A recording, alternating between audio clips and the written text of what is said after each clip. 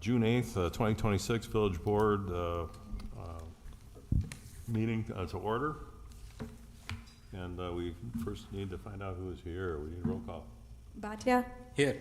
Karas? Here. Venturini? Here. Anastasio? Here. Pollock? Here. DeGroot? He's here. Trustee Washburn is excused. Next item is Pledge of Allegiance. Please join us. I pledge allegiance to the flag of the United States of America and to the republic for which it stands, one nation, under God, indivisible, with liberty and justice for all.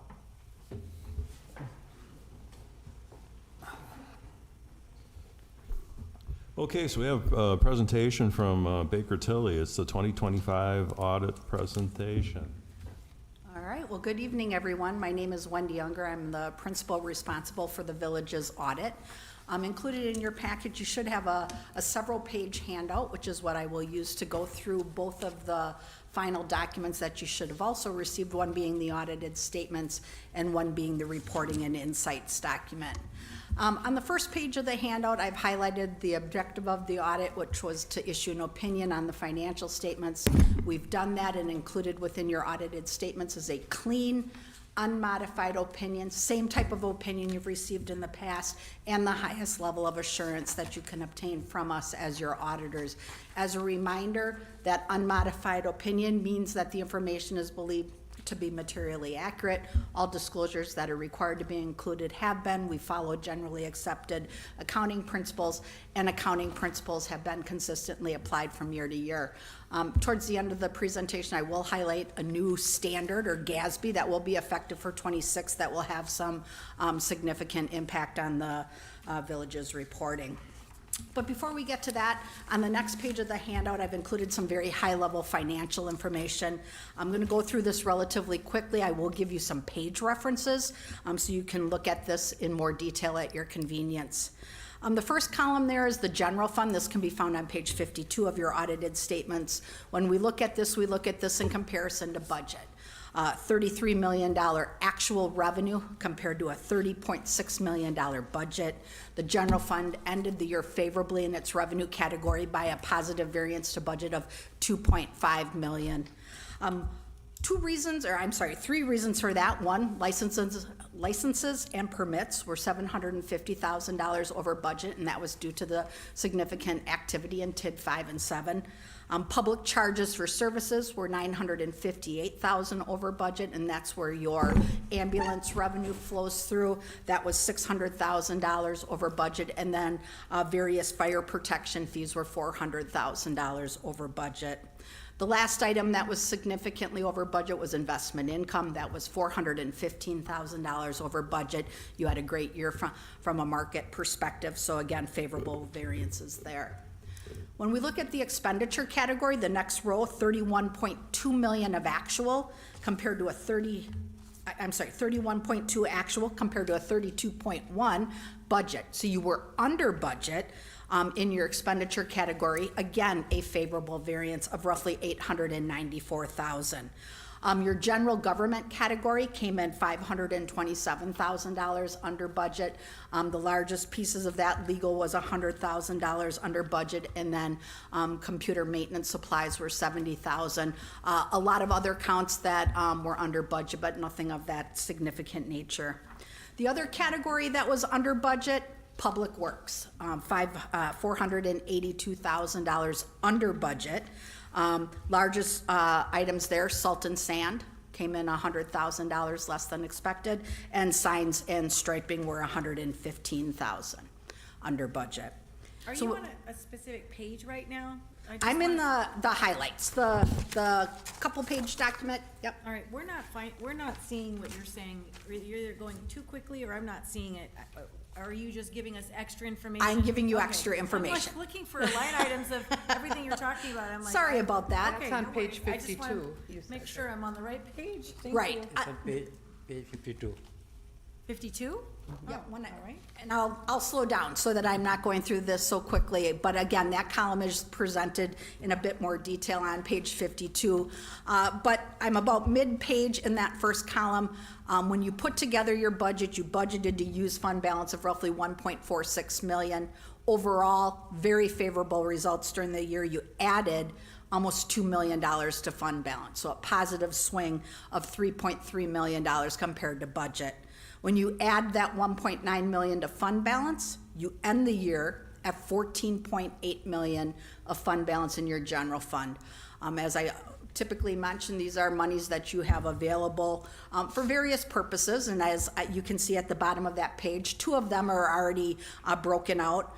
$340,000 is non-spendable. That is monies that have been spent in 25 that will get recognized as expenditures in 26. So items like prepaid insurance that you need to pay before year end, but it's really January type activity. The other portion, $1.36 million, that is what you use to balance your 26 budget. So we pull that out. If everything happens as planned, you would need that in order to cover any shortfalls. The remaining balance included within your fund balance in the general fund, $13.1 million, that is referred to as unassigned. That is your working capital, your contingency, funds that you have on hand to utilize as needed in unexpected situations. That represents 41% of your operating budget. We typically look for that to be somewhere between 10 and 25%, so you are on the higher side, but again, that affords you some flexibility when things are needed or unexpected events occur. You do have the money on hand in most cases before you need to go to borrow money. The next column is your debt service fund. So your debt service fund, you levy a tax and you make principal and interest payments on village debt. That fund is located on page 4 of your financial statements. $5.5 million of revenue, most of that is taxes, and then you also have the contribution that comes in from Caledonia. You paid $5.3 million of principal and interest on your long-term obligations. You added a small portion to fund balance and ended the year at $3.79 million. All that money in your debt service fund is restricted. That's not money you have to utilize for any other purpose except for debt payments until the debt of the village would be paid in full. The next column is your TID 5 capital project fund. This is also on page 4 of your audited statements. As you can see in the summary, $34.6 million of revenue. Roughly half of that is increment. Another good portion of that, roughly half of that, is the money that comes in from Foxconn for the makeup of the difference between what was expected to happen and what did. And then the remaining portion, $3.2 million of that is investment income. You spent $36 million. Out of TID 5, you utilized $1.5 million in fund balance and ended the year at $73.7 million. Again, that is also fund balance that is restricted. It can only be used for TID 5 purposes. The last column here is an accumulation of numerous other funds that the village has. This can be found starting in the back of your booklet on page 61. This column here incorporates 24 more village funds, all for various purposes. I'm not going to go through that in detail, but I did want to highlight where you can see the activity that accumulates to that information there. Just to highlight a couple points there, that $27 million of revenue includes 6 TIDs, so there is TID activity that flows through that in the form of increment. There's also your road improvement fund and your capital project fund. So again, lots of activity, but again, across 24 funds. So when we look at those funds collectively for the year, those funds added almost $5.4 million to fund balance, ended the year at $32.9 million. And then you can see the breakout on the bottom. There's $20 million that is restricted. That would be mainly your TID activity and impact fees, any type of fund that has a particular regulatory purpose. The remaining balance is unassigned, $12.7 million. And again, if you look in the back of your booklet, you'll see what that additional $12 million is set aside for. If we move to the next page, this is the last page of financial information. So on this page, I've highlighted the operations of the sewer utility. This follows a different accounting methodology. So we don't use the term fund balance, we use the term net position. This is a full accrual type accounting process. This can be found on page 7 The income statement is included on that page. And we'll start with that. When we look at the activity of the sewer utility, we don't compare that to budget. We typically look at that in comparison to a prior year. So essentially in 2024, the sewer utility broke even, added 86,000 to net position. You can see for 25, the sewer utility added almost 9 million to net position. Couple reasons for that. You did see an increase in revenue. Customer charges were up roughly 500,000. You saw a decrease in your treatment costs, so you paid less out for treatment. That was approximately 600,000. And then the other largest contributing factor is the capital contributions row, where you'll see that to be 6.6 million during the year. That's up 5 million over the previous year. And again, that's the TID activity. As the TID does work, the infrastructure gets contributed over to the sewer utility, who then maintains it on a go-forward basis. So overall, sewer added almost 9 million to net position, ended the year at 135 million. Again, I remind you, very large number that includes all of your infrastructure, all your capital assets. So there's a very large dollar there because of that additional capital. Overall, though, on page 8 of your statements, we do provide a cash flow for the sewer utility. You'll note sewer cash went up a little bit over $4 million, ended the year at 32 million of cash in your sewer utility, of which 2 million was restricted. So essentially roughly 30 million available to fund that program and do what you need to do within the village. Before we switch to the last page, I just want to point out a couple other items. Included in your footnotes, there's an extensive section on page 29 through 33 that highlights the long-term obligations of the village. When we look at the long-term obligations, we look at what does the village owe and what does the sewer utility owe. So one is titled governmental activities, one is business type activities. Just want to point out the village long-term obligations ended the year at 253 million, and the sewer fund ended at 22 million. When you look at that, keep in mind there's a very large portion of revenue bonds that are sitting within the village section, 194 million for all of the TID activity. But probably the most important section of that is there is a paragraph that follows those two tables that highlights the borrowing capacity of the village. The village can borrow up to 5% of its equalized value. That equates to roughly 354 million. As of the end of the year, you had approximately 55 million of general obligation debt outstanding. That limit only applies to GO debt. The revenue bonds are supported by revenue sources, not by tax levy. So when you look at that, as of the end of the year, roughly 300 million in remaining borrowing capacity as you go forward. And as you can imagine, that number ebbs and flows as your equalized value changes and as you make principal payments on your debt or borrow new funds. So just wanted to note that. On the last page, I'm going to switch gears a little bit and go over to the other document that we issue as part of the audit process, which is the reporting and insights document. That's got more of a solid green cover. That document, again, accomplishes several purposes for us. We communicate what we need to from our audit process. We have some very standard and customary communication that we need to include in there. Just a couple items I will point out included within the earlier section of that report. There are some highlighted material weaknesses. There is segregation of duties. Controls lacking over the payroll process. And when I say that, I only mean there's not enough people to completely segregate the payroll process within the village. Also, there's a material weakness regarding material journal entries and the fact that we prepare the audited statements, so we do become part of your internal controls. Neither the financial prep material entries or segregation of duties is something unusual or unexpected for organizations the size of the village. In fact, most of my clients, small and large, have those type of material weaknesses, because you always need to keep in mind the cost benefit of eliminating those and putting enough resources on hand to be able to do that.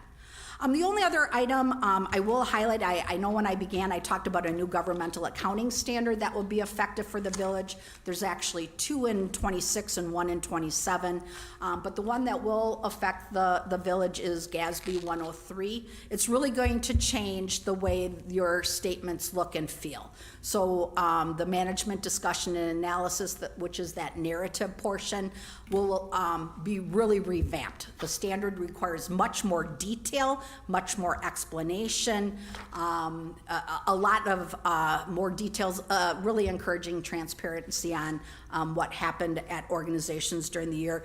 Your sewer statement will look and feel different. Bottom line will not change, but the buckets in which it's presented will change.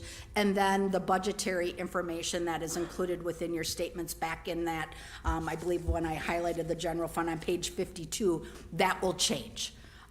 There's more detail that needs to be added. There will be a footnote that explains all variances between original and final budget, and then final budget and actual revenue. So there'll be a lot of information that will be provided. We'll make sure we work with Kathy and her team to make sure the village is positioned well to implement that.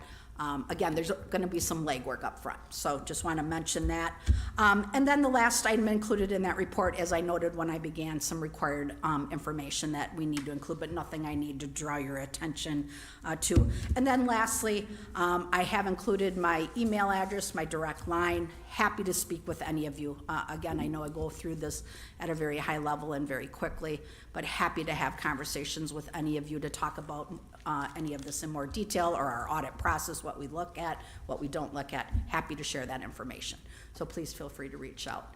But I will do my best to answer any questions you might have now about any of the information I've presented.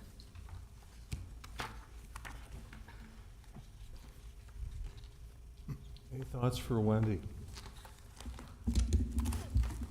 You're drinking, through a fire hose with the audit here.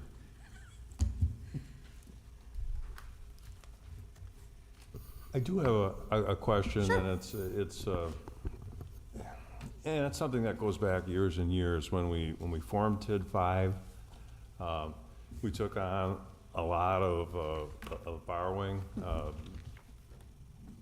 This board, as it was constructed at the time, we voted, for a lot of bonding, water bonding, sewer bonding, general bonding, and the numbers, were so outside, and the village's ratios, the accounting ratios, the current ratio, the quick ratio, and whatnot, were very top heavy, because of what we thought was a very prudent risk that we were taking to form the TID, to fund the TID, and knowing that we had certain guarantees from the players at the time, Foxconn. We had certain guarantees from the state of Wisconsin. We had the Racine County as a co-signer because we didn't have the financial heft ourselves to be able to do what we were trying to do. Moody's and Standard & Poor's and others, took an eye to that, and they're like, well, we're going to ding you. We don't know why, because on paper, it looks good, but again, they were uncomfortable with where the ratios were, starting out, and so we took some hits on that, and the boo birds are out there saying the sky was falling and Mount Pleasant was going to go bankrupt, and of course none of that happened. And everything that we were planning on in terms of repayment schedules and whatnot, we never missed a payment. And subsequently, Standard & Poor's and Moody's and all that, I know have bumped our credit ratings back up, I believe, to where they were before any of this started. Can you comment on any of that?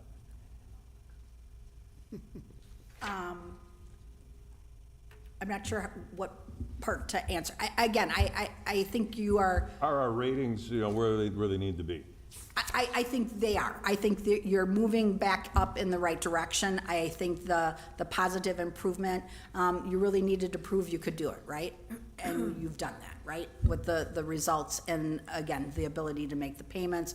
Your TIDs are in decent position, TID 5's in a decent position. So everything is going in the right direction, the direction you would have hoped it would have gone when you began the project.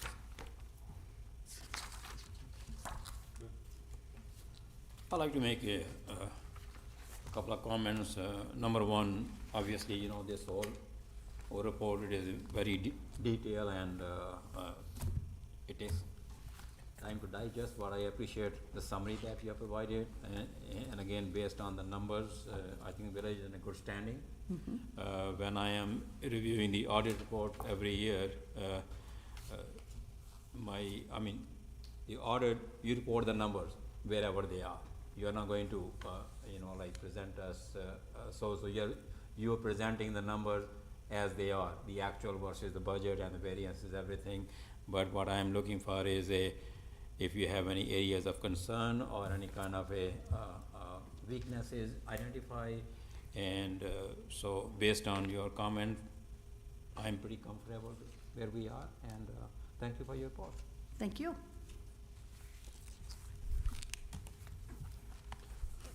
All right, is everybody good? Yeah? Well, thank you, Wendy. Appreciate your, the way that you handle something that's not easy to explain. And you dumb it down to a level where we can get it.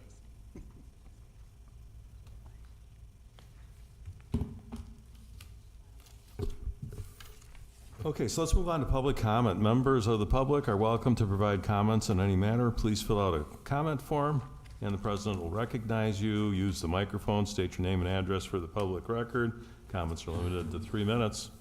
Can we hear from Mike Brown up here at the podium? Name and address. Good evening, and thank you for the time. I'm Mike Braun. I'm 5922 Braun Road. This has been a namesake, or my namesake road named after my great-grandparents, so I have great pride in living on there. And I'm here to speak about the Pike River construction and the necessity to have the entrance that has been a driveway for my residents since 1977, and is the proposed Providence Drive to go to Braun Road. If you look at the safety aspects of Braun Road and the high amount of traffic we currently have, the amount you're going to increase that by with 93 possible residential homes and all the other activity that's going on with Microsoft and what have you, before any final plat confirmation has happened, to really reconsider the necessity to have 2 more entrances on a very high and safety effective area. There's been 4 rear-end collisions just in front of my house, and unfortunately I was one of them about 3 years ago. While waiting to turn into my driveway, waiting for oncoming traffic with the hill just west of where this road is proposed, rear-ended. My neighbor to the other side of where this road is proposed, 7 months pregnant, was rear-ended right in that area. So I would really plead that we really look at the necessity with all the other entrances going into this area. Do we really want to increase the traffic that much more on Braun Road? Not to mention the children that are being dropped off for the condos right in that exact same spot every day. You know, it's a major safety concern. So I just ask that you reconsider that portion before any final approvals are made. Thank you for your time. Steve Michaels. Is anybody else signed up for public comment? Go ahead. Okay. My name is Steve Michaels, 5812 Brown Road. I'm here today speaking because I need you voting members to know that there are still some existing property line issues with the development that they're proposing at Sanctuary at Pike River. And a group of us homeowners along Brown Road on the southern edge of the development have gotten together because we all have disagreements with the details of what's being shown in the final plat drawings and the preliminary civil plan drawings. and it's basically in regards to the property lines. And when they were going through, for example, there are existing land survey markers in the back that have been in place since the 50s and 60s. And they don't seem to have been taken into consideration when they looked at that southern property line. Basically, I believe they ignored that. And because of that, there's a number of sheds and fences that they are calling incursions onto their land. And that is not what our understanding is. So these homes were established in the 50s and 70s and been using the land to those land survey markers since they were put in. I grew up in this house. I was born in '65, so it kind of tells you, I do know the history of the land, both on my property and the surrounding properties. And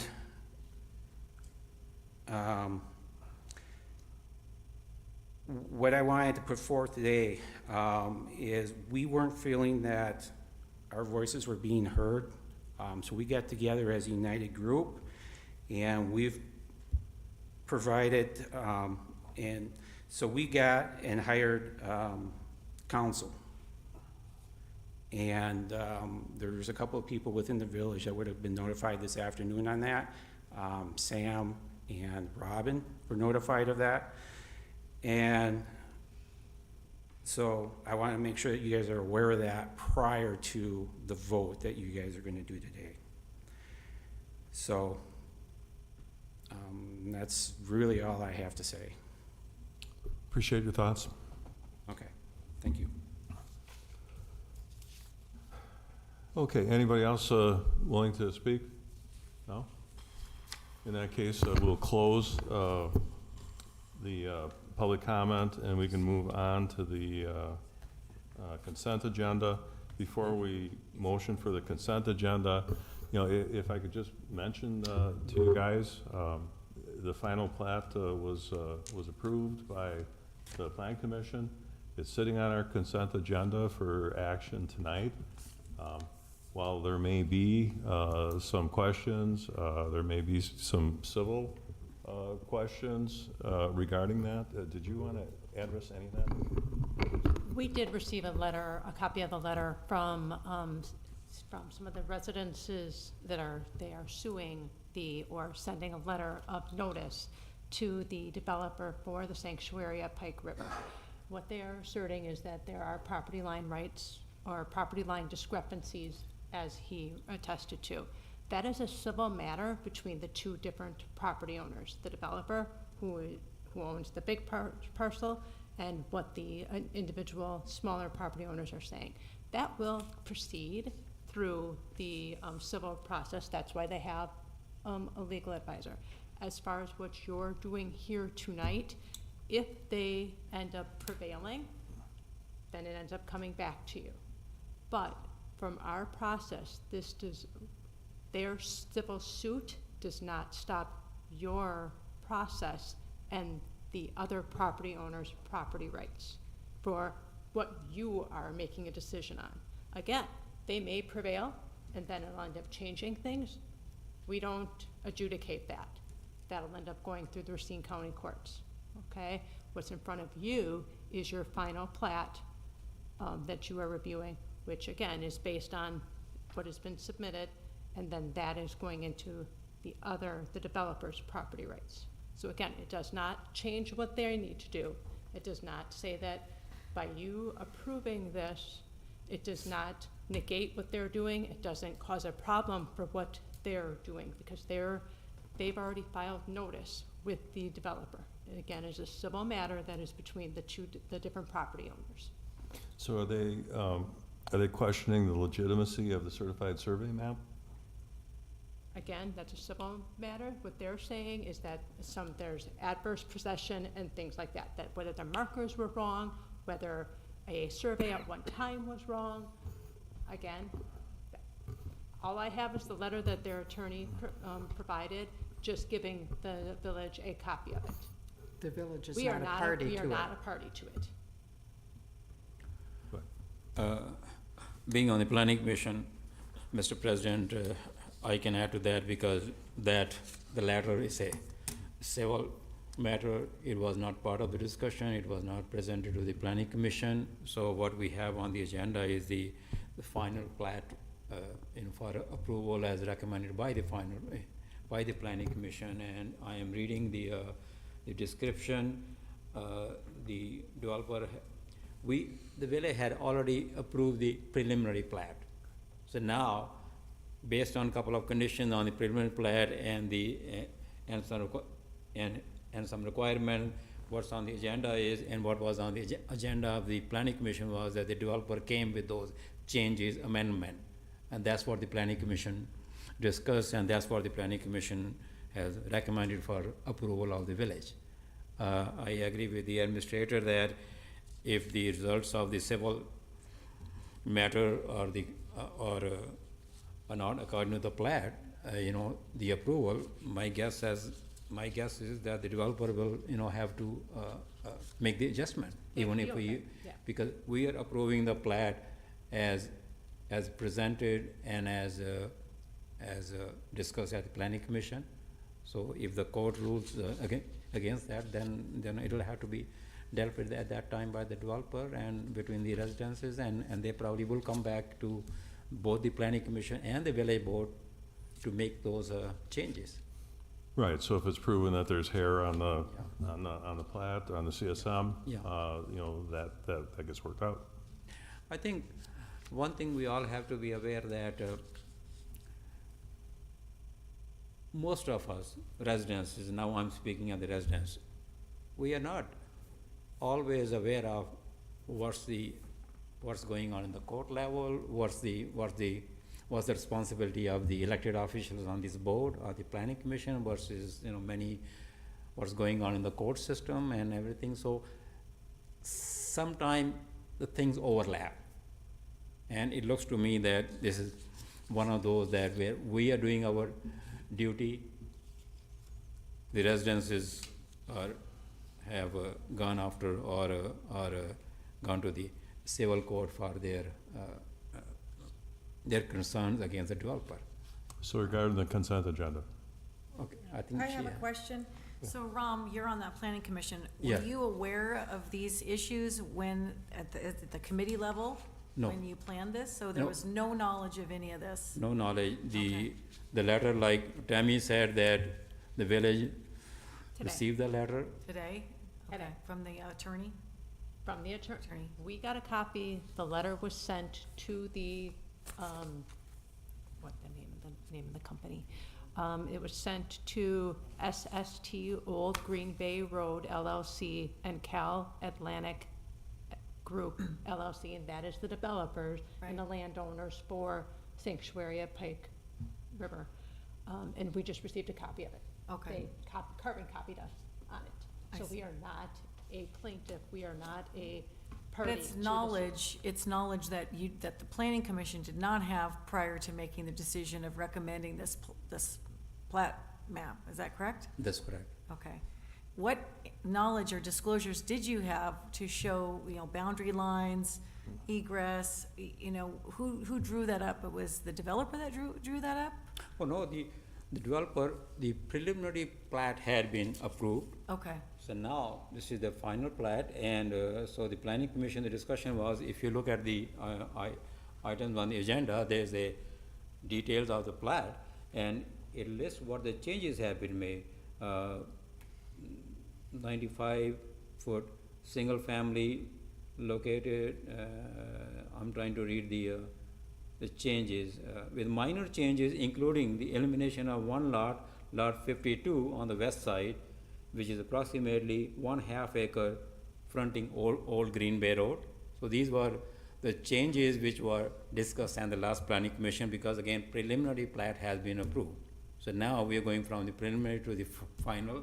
So they eliminated one lot, and then they eliminated one more lot, which was the former outlot 2 on the south of the property, and outlot 1 remained it retained the proposed public park and wetland area. So these were the changes that were brought to the planning commission, and planning commission discussed, and we didn't see any problem, and hence the recommendation for the approval.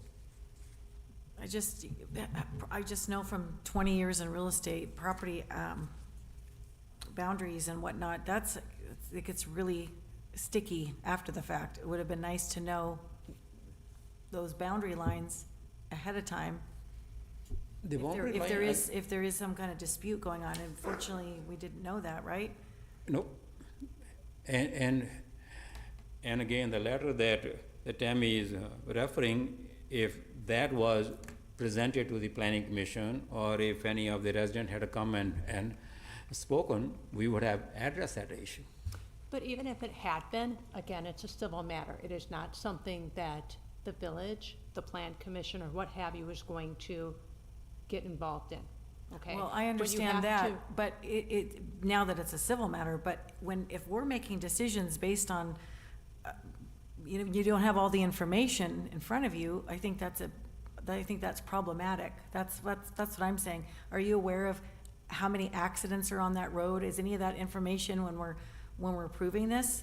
And that there was no, that there's boundary disputes and things? Like, it just feels like it's gonna be problematic if we just go ahead and blindly approve this, knowing that there's all these other issues. That's all I'm concerned about. Well,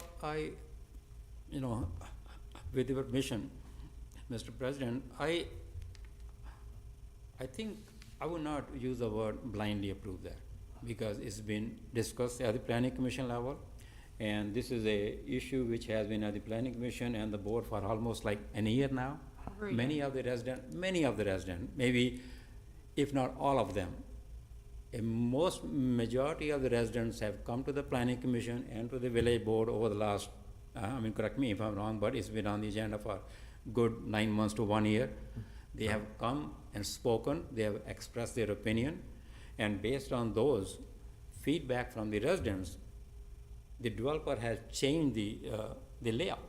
They were, when this project started, they had multi-units, and now most of them are all like single-family home. So we listened to the residents' concern. They were concerned about the property values and everything. So it has gone from multi-units, condos and everything to High a single-family home. We have gone through all that. So every time the residents came, whether to the planning commission or to the village board, the planning commission and the village board and the developer, they took into account. They kept on making the modification until the preliminary plot was approved. And since the preliminary plot, there were still a couple of the changes or concerns that they addressed. So I would not use the word blindly approve now. Now the question is, here we are, if the new concerns come to our attention, via this letter, which is a civil case, no, this is something new. So, being something new, we cannot go back to that, all the process that we have, the follow for last 1 year or so forth. We did the due diligence and concern about address, and they were included. And at some point in time, if somebody brings up new information, yes, we have to be concerned about that, but at the same time, like Tammy said, I'm not too sure, where the legal authority is, I'm speaking because I'm on the planning commission. I'm not sure where the line is that the responsibility of this board versus a civil matter. Well, our job is to approve what's in front of us, as approved by the Plan Commission. I'm sorry, I can't take any more comment from you. I close public comment. This is board discussion at this point, and I don't even have a motion yet. Well, if Nancy was here, she would know I've had conversations. Motion for the approval. Mr. President, I make a motion to approve the items on the consent agenda as presented. Second. So I hear a motion and a second. All in favor signify by saying aye. Mr. President, Yes, sir.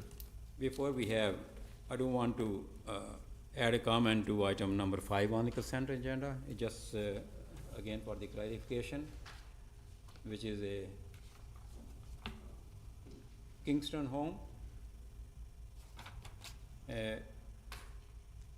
Again, I just want to add that the planning commission discussed that item in detail, and as the write-up say, the recommendation is to approve that item subject to the condition that the condominium records a temporary access easement along the 18-foot wide connection to the Emerson Road. That was the recommendation from the planning commission, and I'm glad to see that that's part of the approval process, because that was a concern again from the residents. The residents came and they were not, and they expressed some concern about the construction, where the construction trust will come. So that's what we put that in the recommendation, and just want to highlight for the public out there Okay. that has been included. Okay, so again, we still have a motion and a second Yep. on the consent agenda. I'll call the vote for that. All in favor, say aye. Aye. Opposed? So that matter passes, and we move on from there.